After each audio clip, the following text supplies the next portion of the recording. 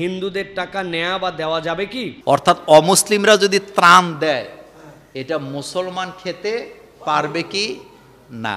হিন্দুদের টাকা নেওয়া যাবে, হিন্দুদের টাকা দেওয়াও যাবে, কোনো সমস্যা নাই। বরং বাংলাদেশে যারা সাম্প্রদায়িকতার নামে ভিন্ন রাজনীতি সৃষ্টি করতে চেয়েছিল, যারা আমাদের মিথ্যা মিথ্যা ঘটনা বানায় আমাদের মধ্যে ভেদাভেদ তৈরি করতে চাইছিল, আজকে প্রমাণ হয়ে গেছে ওই বরিশাল সহ বিভিন্ন অঞ্চলের যারা ওই হিন্দু ভাইয়েরা, তারা পর্যন্ত আসুন্না ফাউন্ডেশন, অন্যান্য ফাউন্ডেশন তারা ডোনেশন দিয়েছেন। এবং আসুন্না ফাউন্ডেশন কেবল নয়, বাংলাদেশে যারা চ্যারিটি ওয়ার্ক করেন তারা বিপদগ্রস্তদেরকে তালিকার মধ্যে আনেন। ওখানে হিন্দু যদি একজন মুসলমানের থেকে বড় বিপদগ্রস্ত হয়, তাকে প্রায়োরিটি দিয়ে দেওয়া হয়। সুতরাং এখানে মানুষ হিসাবে তাকে মূল্যায়ন করা হয়, এখানে ভেদাভেদ নাই। সুতরাং কোনো হিন্দু যদি দেন, অবশ্যই তারটা নেওয়া যাবে।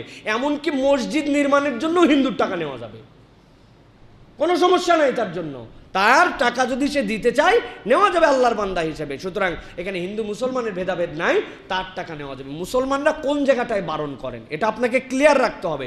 সেটা হচ্ছে তাদের পূজা, তাদের অর্চনা, তাদের দেবদেবীর নামে উৎসর্গিত, এইগুলা মুসলমানদের সাথে সম্পর্ক নেই। এখানে মুসলমান দিতে পারবে না, কেন এটা তাদের ধর্মীয় বিষয়, এখানে তাদের সাথে শিরকের বিষয় আছে। সুতরাং এটা আলাদা পার্ট। কিন্তু এই বন্যা দুর্গত জেনারেল মানুষের কল্যাণ, এখানে টাকা নেওয়াও যাবে। কোনো হিন্দু বিপদগ্রস্ত হলে একজন মুসলমান হিসেবে, তারা যেহেতু এই দেশে সংখ্যায় কম সংখ্যক, আমরা আরো বেশি তাদেরকে ভালোবাসা দেখায়া আমরা তাদের জন্য উদ্ধারের জন্য এগিয়ে যাব।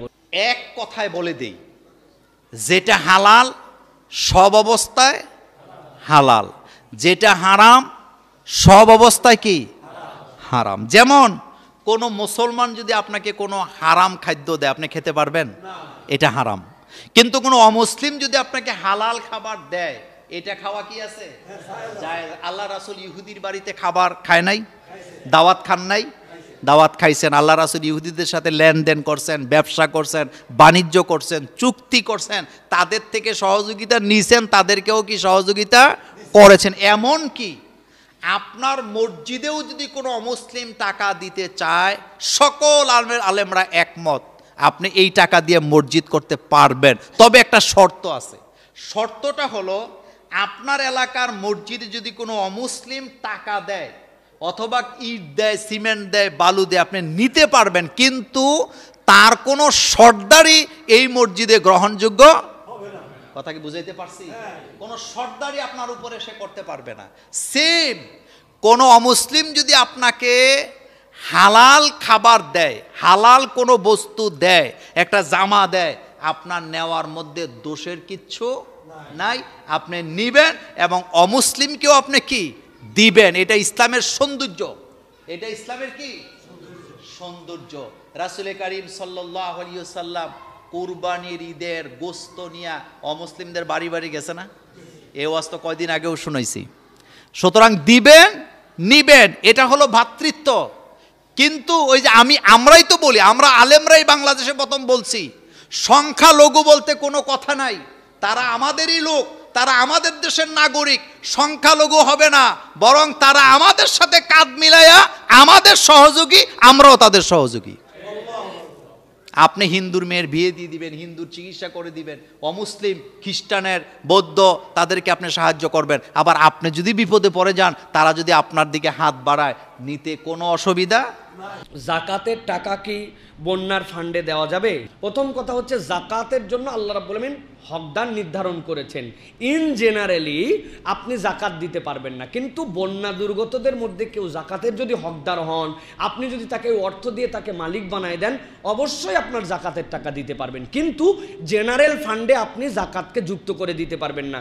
যারা বলবেন যে বন্যা দুর্গতদের জন্য আমরা জাকাতের আলাদা ফান্ডিং করতেছি, যারা জাকাতের হকদার, তাদের পুনর্বাসন, তাদের বাড়িঘর, তাদের ট্রিটমেন্ট, তাদের চিকিৎসার জন্য আমরা ওটা ব্যয় করব, আপনাকে উল্লেখ করে দিতে হবে। কিন্তু জেনারেলের সাথে জাকাতকে মিশাই দেওয়া যাবে না, কেননা জাকাত তার হকদারকে মালিক বানায় দিতে হয়।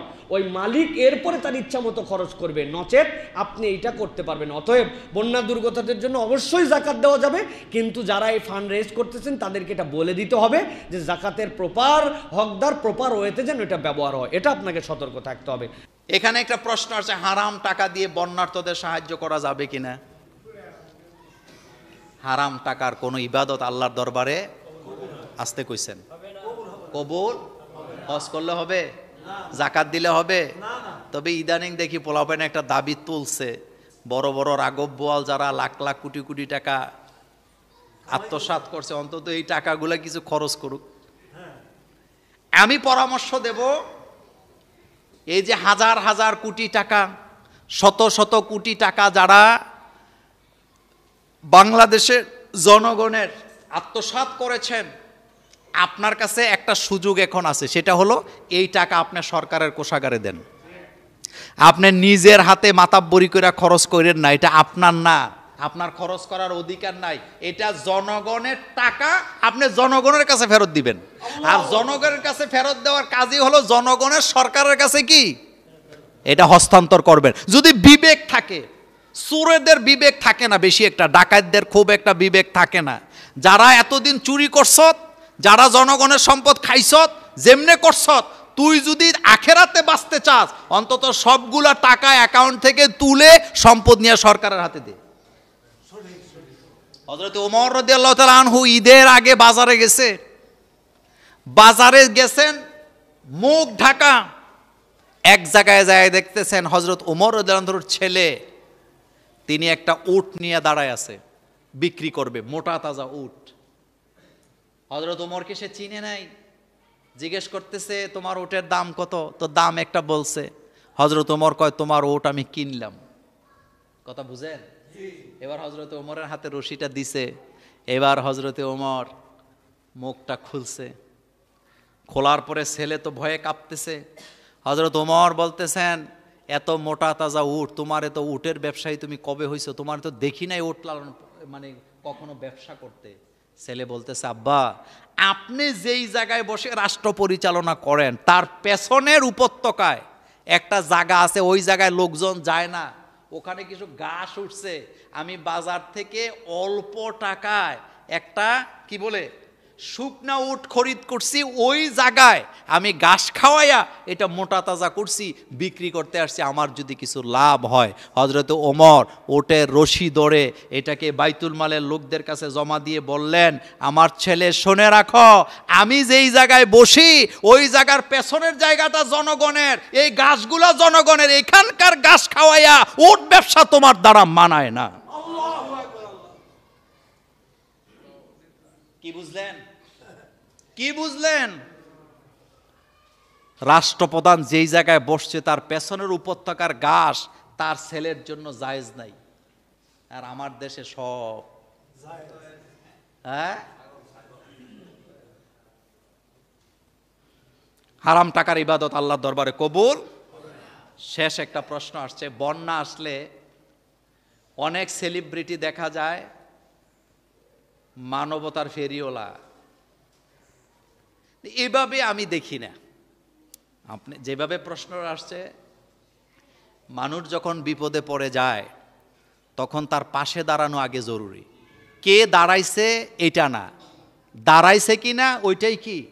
আচ্ছা আপনি বলেন তো, আপনার বাড়িতে আগুন, এই মসজিদে আগুন লাগলো, তো লাগার পরে আপনারা যারা মুসল্লি আপনারা তো অবশ্যই পানি টানি নিয়ে আসছেন, তা আপনাদের এখানে কিছু হিন্দু আছে না, তো তারা যদি পানি নিয়ে আসে আপনি কি তখন ফতুয়া দিবেন যে এই তুই হিন্দু মানুষ আমার মসজিদে আগুন নিবানের তোর দরকার না, এরকম ব্যাপার? আপনার মাথা ঠিক আছে? আমরা কাউকে দূরে ঠেলে দিব না। কেউ যদি মানুষের বিপদ আপদ আসলে মানবতার ফেরিওয়ালা হয়, হোক না, মানুষের সেবা করতে করতে একদিন সে কি ভালো মানুষ হওয়ার সম্ভাবনা, কারণ ভালো কাজ করতে করতে মানুষ একদিন ভালো মানুষ হয়।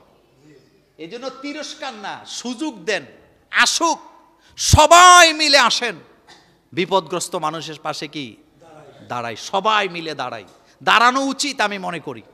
এই জন্য কাউকে তিরস্কার নয়, যার যা তৌফিক আছে, যতটুকু আছে সকলে তা নিয়ে দাঁড়ান।